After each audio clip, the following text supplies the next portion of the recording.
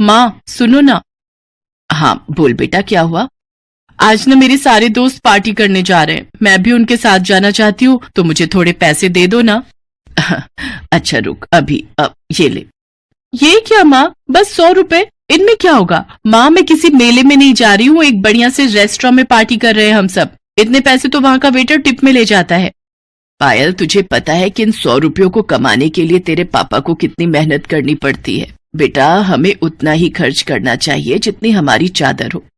मुझे पता था कि तुम यही सब नाटक करोगी, पर मुझे तुम्हारा लेक्चर सुनने में कोई इंटरेस्ट नहीं है। तुम रहने दो माँ। ऐसा करो तुम ना ये 100 रुपए भी अपने पास रखो, मुझे नहीं चाहिए। और ऐसा करती हूँ अब से मैं कॉलेज भी पैदल ही जाया करूंगी, उससे ऑटो के 30 रुपए भी बच जाएंगे। पापा को 30 रुपए भी कमाने में मेहनत लगती होगी ना।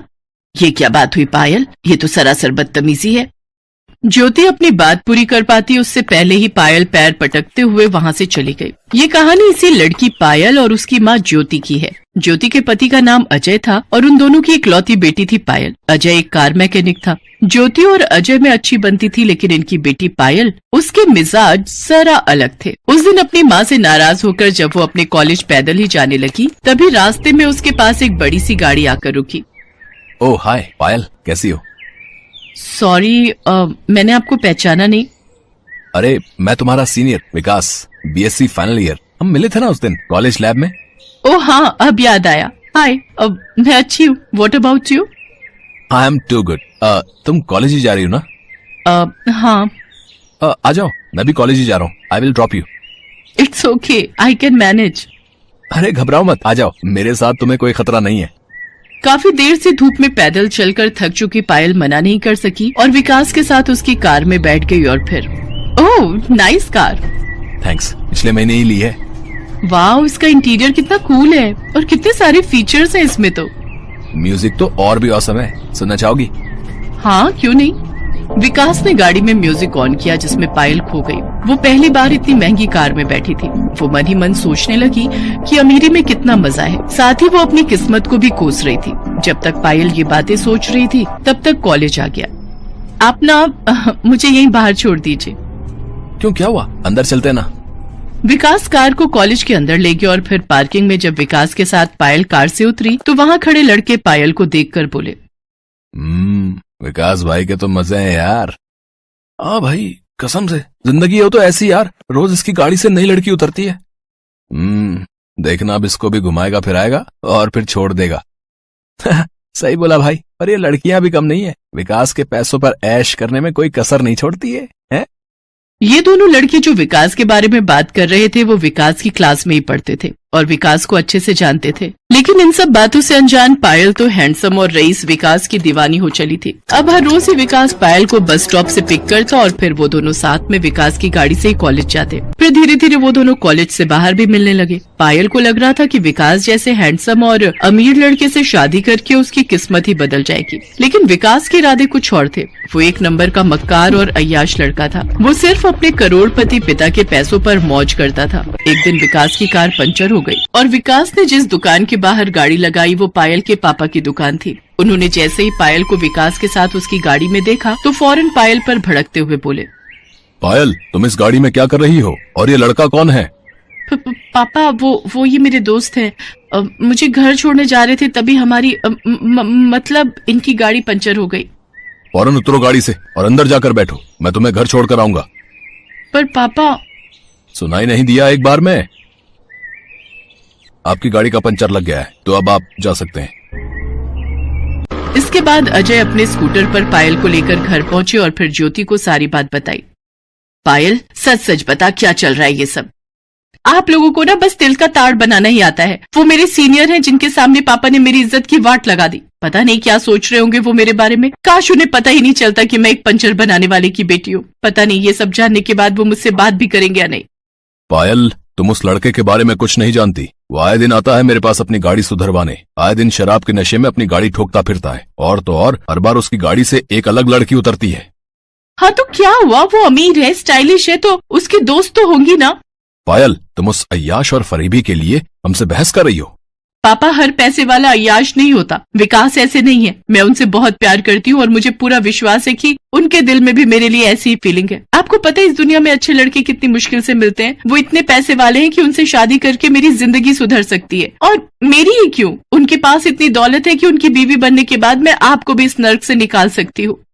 सही कहा तूने, इस दुनिया में अच्छे लड़के बड़ी मुश्किल से मिलते हैं। हाँ, और ये भी सच है कि हर पैसे वाला अय्याश और फरेबी नहीं होता। कुछ लोग सच्चे प्यार के लिए अपना घर बार, पैसे, दौलत सब कुछ छोड़ देते हैं। ऐसा प्यार और ऐसी जिंदगी किस काम की जिसमें पैसा और ऐशो आराम ना हो। मैंने बचपन से गरीबी देखी है। ये मत करो, वहां मत जाओ क्योंकि पैसे नहीं है। उफ, अब बस, मैं अब और ये नरक जैसी जिंदगी नहीं जी सकती। चुप हो जा पायल, तू जिसे नरक बता रही है वो मेरे लिए स्वर्ग से भी बढ़कर है, समझी?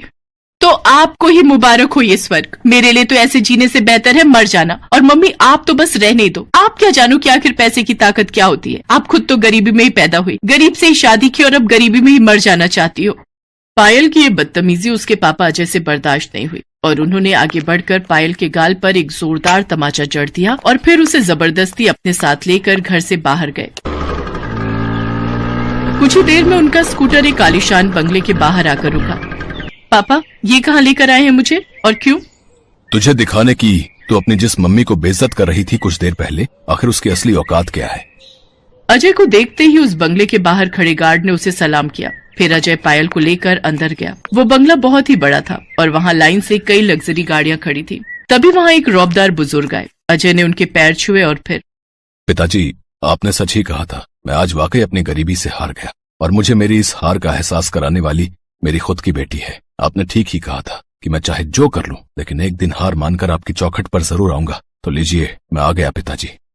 पायल हैरानी से सब कुछ देख रही थी। दरअसल वो बुजुर्ग शख्स शहर के सबसे अमीर आदमी थे और उनका नाम सेठ वीरभद्र था। ज्योति उनकी इकलौती बेटी थी जो अपनी जवानी में अजय से प्यार कर बैठी थी। अजय शुरू से ही गरीब था तो ज्योति और अजय की शादी के लिए सेठ वीरभद्र राजी नहीं हुए। तो अजय की खातिर ज्योति सब कुछ छोड़ने को तैयार हो गई और अजय से शादी करके उसकी गरीबी की हिस्सेदार बन गई। सेठ वीरभद्र को लगा था कि गरीबी से तंग आकर कुछ ही वक्त में ज्योति उनके पास वापस लौट आएगी, लेकिन ऐसा नहीं हुआ। ज्योति अपने पति के साथ बसाए अपने छोटे से संसार में सुखी थी। लेकिन अब इतने सालों बाद जब पायल की खातिर अजय हारता दिखा तो सेठ वीरभद्र ने उससे कहा, नहीं बेटा, हारे तुम नहीं बल्कि हारा तो मैं हूँ। मेरा घमंड चूर चूर हो चुका है। मैं ही अपनी बेटी की बात को समझ नहीं सका कि खुश रहने के लिए पैसों से ज्यादा अपनों का साथ जरूरी है। वो अपने जो हर हाल में आपको अपनाए, आपके हर सुख और दुख के हिस्सेदार बने। आज मैं बिल्कुल अकेला हूँ तो समझ में आता है कि वाकई कितना गरीब हूँ मैं। इतना कहकर सेठ वीरभद्र फूट फूट कर रोने लगे। अजय ने उन्हें संभाला और ये सब देखकर पायल की आंखें भी खुल गईं। उसे समझ आ गया था कि वो असल में एक अमीर माँ की गरीब बेटी थी जो अपनी ही माँ के संस्कारों को नहीं समझ सकी और अब तक सिर्फ पैसों के पीछे ही भाग रही थी, जिन्हें उसकी माँ ने सालों पहले अपने सच्चे प्यार के लिए ठुकरा दिया। इस दुनिया में न जाने कितने ऐसे लोग हैं जो गरीबी से लड़ते हुए अपने परिवार का पेट पालने के लिए पूरा जीवन मेहनत करते हैं। लेकिन इंसान में अगर शिद्दत हो तो उसका हर सपना जरूर पूरा होता है। मालती और उसकी बेटी प्रीति की ये कहानी भी यही बताती है। मालती की शादी राजेश के साथ हुई थी। दोनों खुशी से रह रहे थे। एक दिन मालती राजेश से कहती है, सुनिए जी, कल अपनी प्रीति 1 साल की हो जाएगी। उसका पहला जन्मदिन है कल।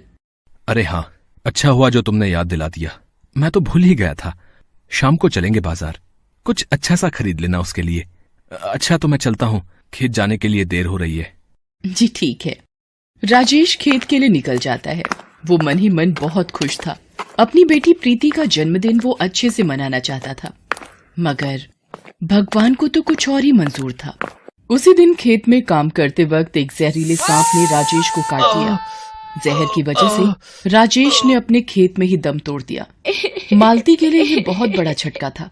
1 साल की छोटी सी प्रीति की पूरी जिम्मेदारी अब मालती पर आ गई थी। मालती को जब कोई रास्ता नजर नहीं आया तो भगवान के सामने हाथ जोड़कर बोली, हे भगवान, ये क्या किया आपने? अब हम किसके सहारे जिएंगे? मैं कैसे अपनी बच्ची को पालूंगी?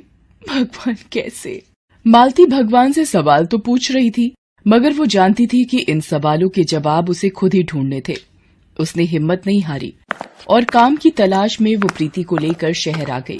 शाम होने को थी। तभी उसने एक लंबी सी गाड़ी को अपनी तरफ आते देखा। फिर अचानक वो गाड़ी एक बंगले की तरफ मुड़ गई। बंगले का गेट गाड़ी के लिए खोल दिया गया। मालती ने झांक कर देखा तो बंगला काफी बड़ा था। मालती को एक उम्मीद मिली। काम और आसरे की उम्मीद लिए मालती गाड़ी के पीछे पीछे बंगले के अंदर चल दी। उसने देखा कि गाड़ी से पहले एक पुलिस का जवान उतरा। फिर उसने कार के पीछे का दरवाजा खोला तो उसमें से एक रौबदार महिला उतरी। तभी पुलिस के जवान की नजर मालती पर पड़ गई। उसने गुस्से से पूछा, ए, कौन है तू? कहाँ घुसी चली आ रही है? जवान की डांट सुनकर मालती घबरा गई और वो वापस जाने लगी। तभी उस महिला ने मालती को आवाज लगाई और कहा, सुनो, रुको, इधर आओ, क्या नाम है तुम्हारा? जी, मैं मेरा नाम मालती है। मैं तो बस कुछ काम ढूंढ रही थी। आपके बंगले में नौकरी मिल सकती है जी? हाँ, क्यों नहीं। मैं कल ही इस बंगले में शिफ्ट हुई हूँ तो घर का काम करने के लिए कोई तो चाहिए होगा। आओ, मेरे साथ आओ। वैसे मेरा नाम सुहासिनी है। सुहासिनी ने पुलिस के जवान से सर्वेंट क्वार्टर का ताला खोलने के लिए कहा और फिर मालती से कहा, ठीक है मालती, तुम यहाँ रह सकती हो, लेकिन रुको, ये प्यारी सी गुड़िया कौन है तुम्हारी गोद में? क्या नाम है इसका? जी, ये मेरी बेटी है, प्रीति। ओले मेरी गुड़िया, आप तो बड़े प्याले हो। सुहासिनी का इतना अच्छा बर्ताव देखकर मालती की आंखें भर आई। उसने सुहासिनी से कहा, मेम साहब, भगवान करे आप और बड़ी अफसर हो जाओ। मालती की बात सुनकर सुहासिनी मुस्कुराई। पास ही खड़ा जवान जोर से हंसने लगा और मालती से बोला, बड़ी अफसर मतलब? मैडम इस जिले की कलेक्टर हैं, IAS सुहासिनी पांडे। उनसे बड़ा कोई नहीं यहाँ। जवान की बात सुनकर मालती दंग रह गई। कलेक्टर होने के बावजूद इतनी सादगी, घमंड का नामो निशान नहीं था सुहासिनी में। अब तो मालती के दिल में सुहासिनी के लिए इज्जत और बढ़ गई। धीरे धीरे वक्त बीतता गया। मालती सुहासिनी के बंगले का पूरा ख्याल रखती, घर का सारा काम करती और साथ ही वो अपनी बेटी प्रीति का भी अच्छे से ख्याल रख पा रही थी। सुहासिनी भी मालती के काम से बहुत खुश थी। एक दिन जब सुहासिनी प्रीति के साथ खेल रही थी, तब मालती ने बड़ी हिम्मत करके उससे पूछा, मेम साहब, एक बात पूछूं, आपने अब तक शादी क्यों नहीं की? हाँ, मैंने जिससे शादी करनी चाहिए वो किसी और का हो गया, तो बस अब ऐसे ही जिंदगी गुजार रही हूँ लेकिन खुश हूँ। आंखों में नमी लिए सुहासिनी हल्का सा मुस्कुराई और वहां से चली गई। मालती ने तय किया कि वो दोबारा कभी इस बारे में सुहासिनी से बात नहीं करेगी और उसका दिल नहीं दुखाएगी। एक दिन सुहासिनी जब ऑफिस से लौटी तो उसके हाथ में कुछ खिलौने और पेंसिल कॉपी थी। सुहासिनी ने आवाज लगाई, अरे प्रीति, कहाँ है मेरी गुड़िया? देखो तो आंटी आपके लिए क्या लाई हैं। सुहासिनी प्रीति से बहुत प्यार करने लगी थी। प्रीति भी सुहासिनी की आवाज सुनते ही सब कुछ छोड़कर उसकी तरफ भागी चली आई। प्रीति नए खिलौनों और पेंसिल कॉपी को देखकर बहुत खुश हुई। सुहासिनी ने देखा कि प्रीति ने सारे खिलौने एक तरफ रख दिए और पेंसिल पकड़कर कॉपी में आड़ी तिरछी लाइन बनाने लगी। उसे ऐसा करता देख सुहासिनी को बहुत अच्छा लगा और मालती से बोली, लो मालती, देख लो, तुम्हारी राजकुमारी ने खिलौने छोड़कर पेंसिल पकड़ ली है। मालती, तुम बिल्कुल परेशान मत होना। मैं वादा करती हूँ कि प्रीति जहां चाहेगी और जब तक चाहेगी मैं पढ़ाऊंगी इसे। इसकी पढ़ाई लिखाई की सारी जिम्मेदारी मेरी। ये कहकर सुहासिनी वहां से चली गई और मालती उसे कुछ कह ही नहीं पाई। उसके लिए तो सुहासिनी भगवान का रूप लेकर आई थी। धीरे धीरे वक्त गुजरता गया और प्रीति बड़ी होने लगी। सुहासिनी उसकी पढ़ाई का सारा खर्च उठा रही थी। इसके अलावा जब भी उसे वक्त मिलता वो खुद भी उसे पढ़ाती। देखते ही देखते प्रीति ने पहले 12वीं में टॉप किया और फिर कॉलेज में भी। लेकिन उस दिन की बात ही कुछ अलग थी। सुहासिनी की गाइडेंस में प्रीति ने यूपीएससी की परीक्षा बहुत अच्छी रैंक के साथ पास कर ली थी। रिजल्ट आने के बाद प्रीति की खुशी का ठिकाना नहीं था। आंटी, आंटी, माँ, कहाँ हो आप दोनों जल्दी आओ। तभी दरवाजे के पीछे से मालती और सुहासिनी दोनों अपने हाथों में मिठाई लिए प्रीति के पास आए। तुमने यूपीएससी क्रैक कर दिया ना, तो क्या ये बात मुझे नहीं पता चलेगी? मेरी गुड़िया रानी, I am proud of you. Malati की आंखों में आंसू थे। उसे मिठाई खिलाई और फिर सुहासिनी के पैरों में गिर पड़ी। मेम साहब, मैं कैसे आपको शुक्रिया अदा करूं? आप भगवान हो हमारे लिए। आज के जमाने में इतना कौन सोचता है किसी के लिए। तुम मेरी अपनी हो मालती। और गुड़िया तो है ही मेरी बेटी। चलो अब एक काम करो, जल्दी से तुम दोनों तैयार हो जाओ, तुम दोनों के लिए एक सरप्राइज है। सुहासिनी मालती और प्रीति को कार में बैठाकर निकल पड़ती है। रास्ते में प्रीति सुहासिनी से पूछती है, हम कहाँ जा रहे हैं आंटी? आज मैं तुम्हें अपना असली घर दिखाने ले जा रही हूँ। अच्छा सच्ची? आज तक तो आपने कभी इस बारे में कुछ नहीं बताया। सुहासिनी मुस्कुरा देती है और कुछ नहीं कहती। थोड़ी ही देर बाद कार एक बड़े से बंगले के सामने पहुंच जाती है। वो तीनों कार से उतरते हैं। मालती और प्रीति बंगला देखकर हैरान रह जाते हैं। उस बंगले में सिर्फ एक बुजुर्ग महिला रहती थी, जिन्हें देखते ही सुहासिनी का चेहरा खिल उठा। वो खुशी से बोली, माँ कैसी हैं आप? मैं अच्छी हूँ बेटा, तुम कैसी हो? इस बार बड़े दिन लगा दिए आने में। हाँ माँ, एक जरूरी काम में लगी थी। सभी लोगों ने मिलकर खाना खाया और थोड़ी देर रुकने के बाद वहाँ से जाने लगे। सुहासिनी ने बुजुर्ग महिला के कान में कुछ कहा, जिसके बाद उन्होंने प्रीति के सिर पर हाथ रखकर उसे आशीर्वाद दिया। फिर तीनों उस बंगले से बाहर आ गए। कार में प्रीति ने सुहासिनी से पूछा, आपकी मम्मी कितनी अच्छी है आंटी, और आपने कभी बताया नहीं कि आपका असली घर इतना बड़ा है। सुहासिनी ने प्रीति की बात का कोई जवाब नहीं दिया। जब कार बंगले से बाहर निकली तो प्रीति ने गौर किया कि बंगले के बाहर लगी नेम प्लेट पर लिखा था तृप्ति सिंह और नीचे लिखा था रिटायर्ड आईएएस। प्रीति ने नेम प्लेट पढ़ते ही सुहासिनी से पूछा, आपकी मम्मी भी आईएएस ऑफिसर थी आंटी, आपने बताया क्यों नहीं आज तक? वाह, बेटी भी आईएएस और मम्मी भी आईएएस, क्या बात है। सुहासिनी खामोश थी और मालती हैरान, उसकी समझ में कुछ नहीं आ रहा था। कुछ देर बाद सुहासिनी ने कार को एक गांव के पास रुकवाया और एक टूटी फूटी झोपड़ी की तरफ इशारा करते हुए कहा, प्रीति वो है मेरा असली घर, यहाँ मैं अपनी माँ के साथ रहती थी। मेरे बाबा मेरी माँ और मुझे छोड़कर चले गए और मेरी माँ मुझे लेकर शहर आ गई। तृप्ति मैडम ने हमें खाना दिया, सहारा दिया और मुझे पढ़ाया लिखाया। मेरी माँ की मौत के बाद भी उन्होंने मेरा ख्याल रखा, तभी से मैं उन्हें माँ कहकर पुकारती हूँ। उन्होंने मुझे पढ़ा लिखा कर काबिल बनाया। मुझे अच्छे से याद है जब मैं कलेक्टर बनकर उनके पास गई तो उन्होंने मुझसे कहा था, सुहासिनी बेटा तुमने मेरी मेहनत सफल कर दी, मुझे तुम पर बहुत गर्व है, लेकिन तुम्हें यहीं नहीं रुकना है। अब भी कई ऐसी बेटियां हैं जिनके सपने अधूरे ही रह जाते हैं और एक कलेक्टर होने के नाते अब से तुम्हारा हर काम समाज की भलाई के लिए होना चाहिए। उनकी वो सीख मैंने हमेशा याद रखी और हमेशा ये कोशिश की कि कभी किसी बेटी के सपने अधूरे ना रहें। मुझे पूरी उम्मीद है कि तुम भी अपने जीवन में हमेशा ये सीख याद रखोगी बेटा। जी आंटी। नहीं माँ, मैं हमेशा आपकी बात याद रखूंगी माँ। मालती और प्रीति की आंखों में आंसू थे।